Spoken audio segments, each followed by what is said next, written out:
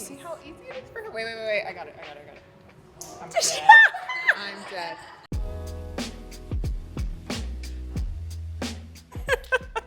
For all of those who have perhaps been living under a rock, can you please tell us your full name and what you're known for? My name is Misty Copeland. I am known for being a ballerina, the first Black ballerina in my company. I am known for being a mom, an activist, an author, a strong woman, all the things. I think one of the interesting things about your story is that you actually didn't start dance until you were a teenager, 13 years old. What drew you to dance, and how did you know that you just had that natural, organic inclination towards it? I'm one of 6 children. I grew up in a single parent home.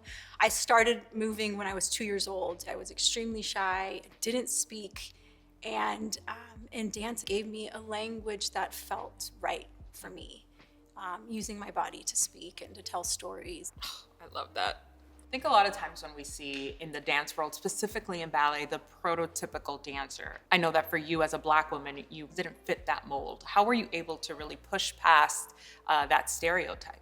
Being the only Black woman in my company for the first decade of my career was extremely difficult. But I think also there's this idea that, Black women are too muscular and they're kind of too overdeveloped in so many ways. And I've always just kind of been put in that box because I am a Black woman. But then a lot of people meet me and they're often really surprised at how petite I am. I think it's really been understanding and recognizing, first of all, that strength is not a negative or bad thing, or, really embracing that this is my body. Yeah, no question. There's a blueprint for sure, but you've created your own in that sense. The discipline of dance is something that a lot of people don't see. What is that like, the training that really goes into it? People don't often think of us dancers, specifically ballet dancers, as athletes. I have the same injuries as professional football, professional basketball players. We're in the studio 7 hours a day training, 5 to 6 days a week. Oh my gosh. And then we'll have 1 to 2 performances that can be 3 hours long. And the training is not just, bar class. It's so Yeah. much more intense. Like, you have to cross train too. Yes. I mean, also when people think about ballet class, they, you're at a bar and you're just kind of like, it looks very serene almost. It's very hard. It is very hard. You might rehearse 5 different pieces or 5 different ballets in a day. And then in between, a lot of dancers will go and they'll do cardio and they'll do cross training and weightlifting and Pilates and gyrotonics. And there's something that like ballet has given me that's really shown me like the complexity of what strength can be. There's so much more to strength than just the physicality of it all. Yes. In all of the interviews you've done throughout your life and in your career, I'm sure you get asked a lot of the same questions. Is there something that you've gleaned from your experience that you're asked that perhaps your male counterparts aren't? The male dancer is often seen as like the strength behind the woman, where, we might be asked, what is your favorite role, or what is your approach to this character, or what is your favorite costume, these kind of condescending, do you eat? And it's like, do you see what I do? Right. I wouldn't be able to do what I do if I weren't fueling my body and I wasn't strong. It's more kind of about these like superficial things rather than like, what does it take to do what you do? Please. What does it take to stand on point and perform in front of thousands of people? The man's not actually holding me up. Like, I'm doing this on my own. I'm balanced on my own 2 toes, on my toes, on my own 2 feet. There's so much strength that goes into the training to be able to do what we do, but we're not often asked about our strength in that way. Yeah.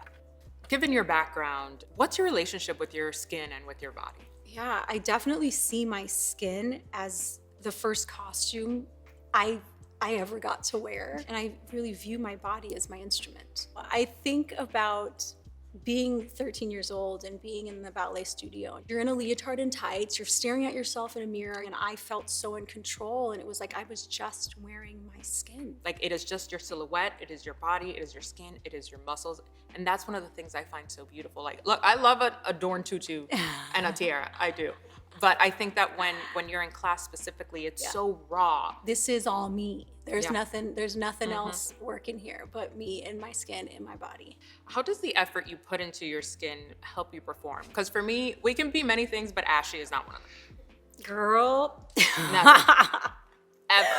Oh my gosh, I know. I mean, as a Black woman, I mean, that's just, you don't Knees, walk out of the elbows, like it house. was just. It's definitely, a big part of the preparation for going on stage, but also kind of the come down. Yeah. And, the lights hit our skin and our hair and the makeup, and it's dried out. And to be able to kind of have this ritual of coming off stage and removing the makeup and kind of coming back to self and putting on the moisturizer, and feeling just like back in your body again. Yeah. There's something that's that I think changes the way I think about moisture in my body and putting it on my feet as an athlete and as a ballerina. That's a part of my body, and that I shouldn't neglect it. And it shows. Can we just up for a minute about elder millennials? I'm 41, 40, like, period. Moisturize. Moisturize. The proof is in the pudding. Hello.